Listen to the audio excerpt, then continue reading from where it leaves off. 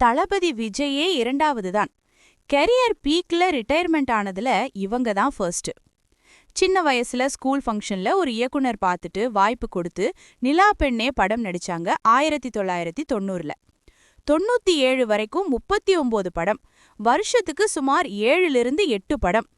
சில நேரங்கள்ல காலையில ஒரு படம், நைட் இன்னொரு படம் ஷூட். இவ்வளவு பிஸியா இருந்திருக்காங்க. இவங்க தமிழ்ல நடிக்காத ஹீரோ ரஜினிகாந்த், அஜித், விஜய், பிரபுதேவா.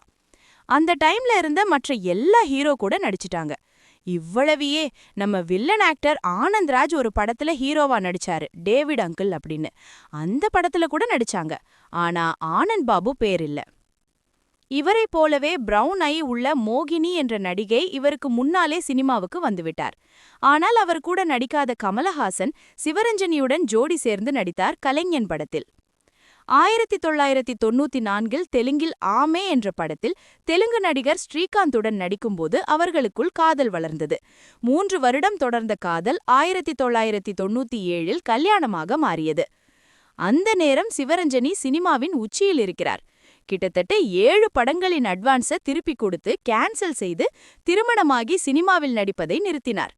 இதை பற்றி கேட்டதற்கு நான் ஃபீல்ட் அவுட் ஆகி போவதை விட இப்படி போவது எனக்கு கிடைத்த பாக்கியமாக நினைக்கிறேன் என்று சொன்னார். இப்பொழுது கணவருடன் ஹைதராபாத்தில் குடும்பத்துடன் செட்டில் ஆகிவிட்டார்.